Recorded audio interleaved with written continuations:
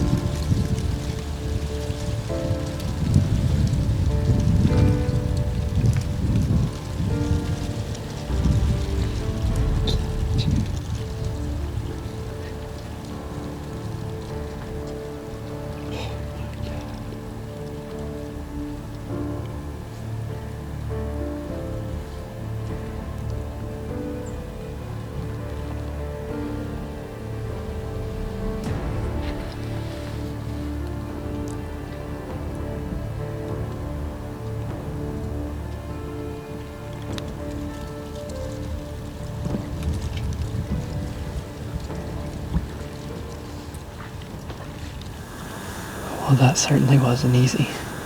That's a 4.5-year-old buck. I have both the sheds from last year. Both years he's had perfect little crab claws at the end of his beak. He's a great looking deer, but knowing that he's only 4.5, I couldn't do it. Cool to see him, and that's the exact movement we wanted out of George Brett right there. That's the main creek crossing we're hunting, so I know Mike's gonna be hunting with Josh down south at his farm, but I'm gonna be focusing on George Brett up here, so it's gonna be a good weekend. We'll see how things go. We deal with string jumping all the time when hunting whitetails. There's really only 2 ways to beat it. Well, 3 ways. You can aim low, but also it helps to have a fast bow that gets the arrow there quick, but is also quiet. And those are 2 features that we really love from our Hoyt bows. Next, I have a stand placement tip. In most situations now, I try to set my muddy stand on the back side of the tree, away from the direction the deer are most likely to approach. Deer almost never see me when I'm set up this way. The only trick to this stand placement strategy is to have a stand with a lot of adjustability. It is tough enough standing for hours, but it would be impossible if the platform weren't level. Muddy makes solid, quiet stands with all the adjustment I need to hunt using this effective style. If you're going to shoot small diameter arrows like we prefer, you need a quiver that can manage these types and this size of arrows effectively. Fuse quivers do a great job of this. They've got a double action snap for the larger diameter and the smaller diameter arrows. This allows you to not only shoot the bow with the quiver attached and not have a lot of vibration, but the way I like to do it, I take the quiver off and hang it from the tree next to the stand, and Fuse is our choice for that. In the first episode of Chasing November, I talked about a giant buck I shot in 2012. It was the buck I'd nicknamed the Double G4 buck. I didn't go into any detail about that hunt because it was a historical kill, but I actually patterned that buck in part using trophy rocks during the summer of 2012. He showed up on 2 different mineral sites within his fairly small core area. These appearances not only confirmed that he was still around, but gave me some very interesting photos to look at as I prepared for the season. Trophy rocks played a very tangible role in my successful hunt for this great deer.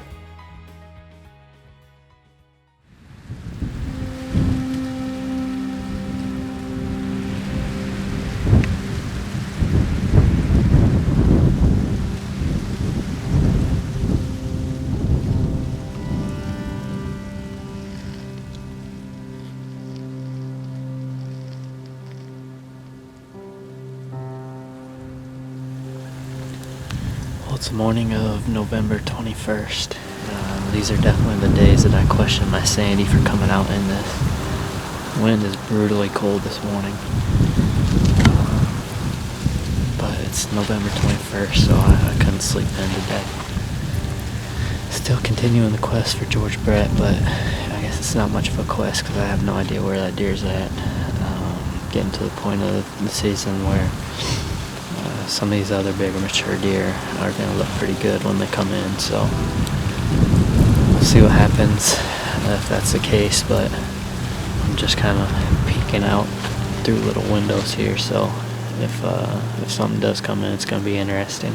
If anything else, it's a pretty morning to be in the stand, just a bit cold, so we'll see what happens.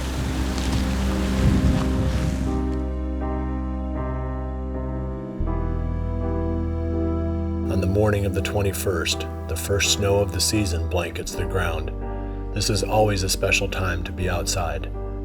The late November cold front brings more than just a bright new world. It also brings increased deer activity. With the sky now clearing in the afternoon, the action stayed hot for Jared.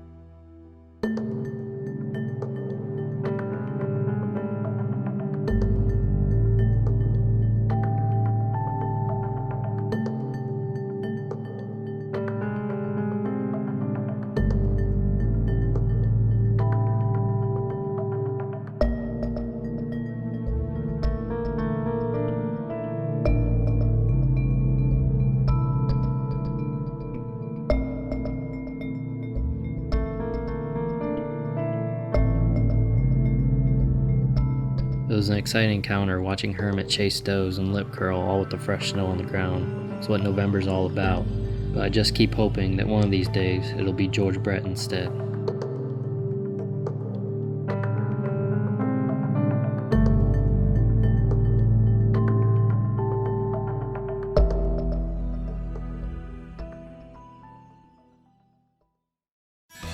The Frigid Forage plot screen is a revolutionary product that allows you to plant something in the summer that creates a man-made screen for going to and from your tree stand locations without the deer being able to see you. It also gives you a way that you can isolate certain parts of your property to give more privacy. So there's lots of ways you can use plot screen, but most importantly, this is one thing that you can do that you can plant in the summer that will allow you to get to and from tree stands that otherwise might be really challenging to hunt.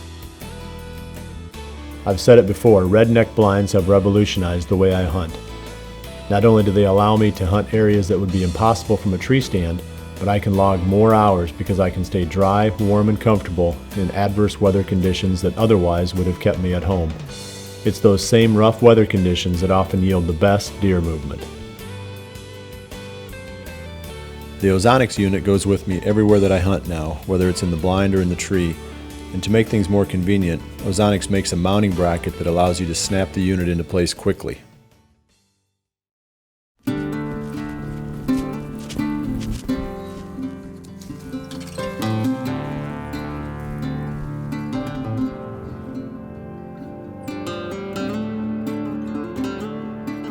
After filming his friends harvest bucks earlier in November, Kansas bow hunter Josh Tatum is heading to a stand in a long, narrow draw close to where he filmed 2 big 10-pointers back in August.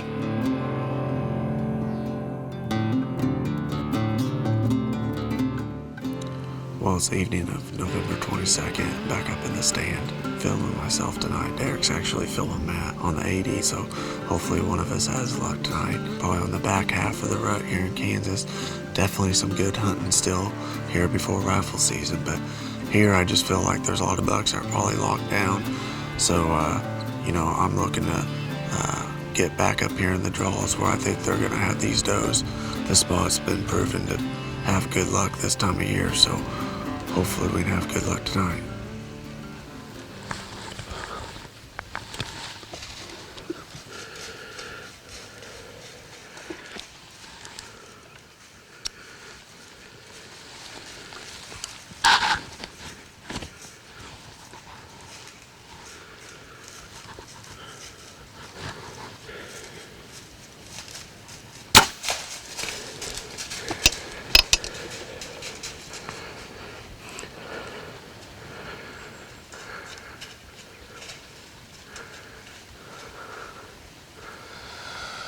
Man, I'm so disappointed in myself. Had a perfect opportunity, but just rushed the shot 20 yards. Oh man, just filming myself, just still no excuse. Shot looked like I shot right underneath him. I didn't realize it. I thought I hit him. I couldn't believe that I missed. It's a big 9-pointer that I had pictures of. He was an 8-point last year, big frames, probably 5-year-old buck. Came fast by himself. That's what I was looking for. That's why I sat in here. Just caught me off guard. Good thing is, he don't know what happened. There's still a lot of time left tonight, and I still got another week or so of hunting, so it's a good buck. We'll see what happens the rest of the night.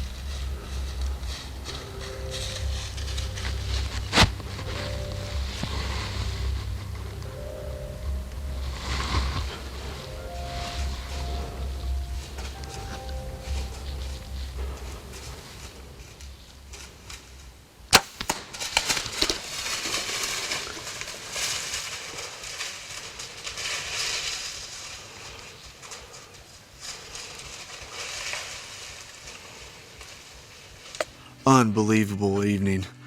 Oh my goodness, that could not have went any better right there. Yes!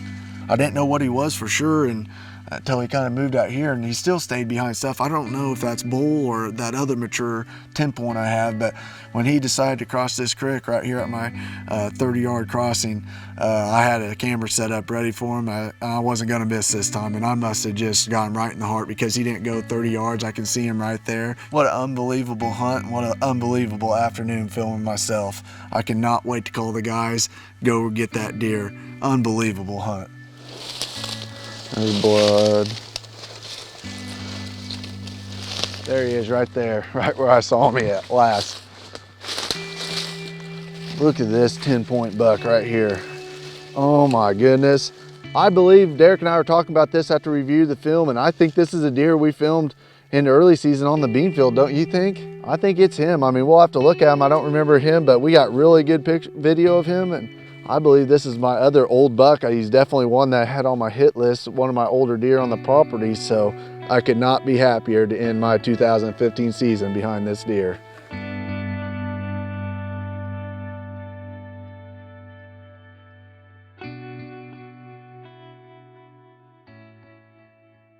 As you can see on this hunt, Josh has a lot of gear to carry to the stand. He makes it easier though by using a Cabela's bow carrier sling.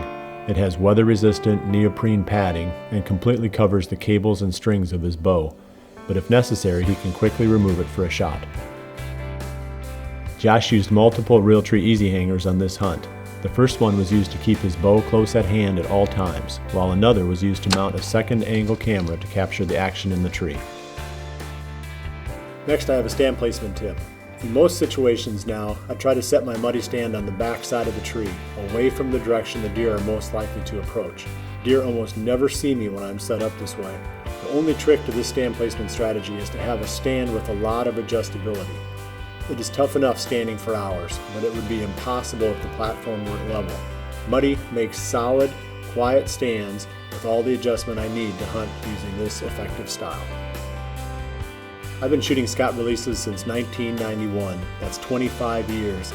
I like them because they are dependable, solid, adjustable, and very simple. I don't need a complicated release when the longest shot I'm likely to take is 40 yards, but I absolutely need one that will function as required despite freezing rain, snow, dirt, and years of hunting wear and tear. I've never had an animal get away in those 25 years because of an issue with a Scott release. 5 days later, November 27th ushers in another cold front. With precious little time left in November, Jared Mills plans an all-day sit overlooking a secluded Big and Beastie food plot. Well, it's the morning of November 27th. The reason I've come to this spot, I've spent a lot of this year chasing a deer I call George Brett. And I did see him one time walking into the stand, but it's been a few weeks now, and I've had no pictures or no sightings in quite a while. So it's hard to keep on hunting one deer and passing up other good bucks when you really don't have a clue if he's even alive or where he's located, if it's even on the farm. So I decided I'm going to open up the options a little bit and try to go after my second target, which is a deer I call Crown Royal. He's a deer I have some history with from last year. But back to the reason I came to this spot in the first place is I pulled cameras after my hunt yesterday, and he was right here in front of the stand around 1:30, I believe, 2 days ago. Back in the stand today, and I packed a lunch. I'm planning on trying to hang in all day. My cameras have been showing a lot of midday action this last week or so. So hopefully this cold front will keep the deer on their feet for a good part of the day, and hopefully we can lay eyes on Crown Royal.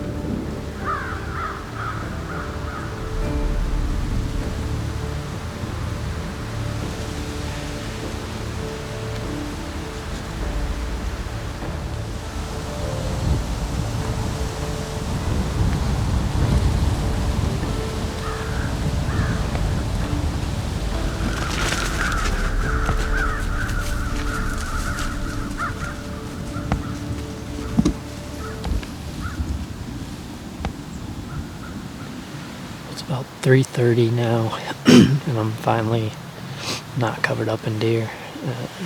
Definitely a flurry of action there from about 2 o'clock to 3 o'clock. A lot of young immature bucks, about 2-year-olds. But that last deer just went through, it's a deer I call Little George. He's a 3-year-old deer, but he's got the frame very similar to George Brett. He's going to be a very good deer if he can make it through. It's cool to see him, get good footage of him, and hopefully start building that history. And, say about 3:30, so I got an hour and a half left. Hoping some more deer will start working out, and hopefully they get more mature as they go. We'll see what happens. It's been a fun afternoon so far.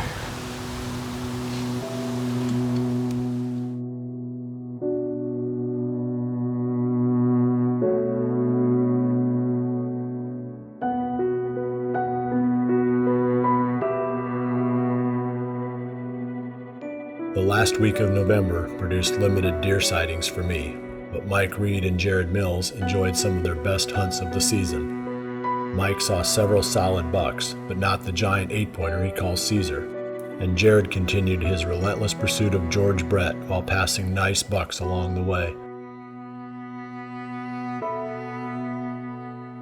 Both men still have their buck tags, but fortunately, the farms they hunt have plenty of food left to draw deer during the late season.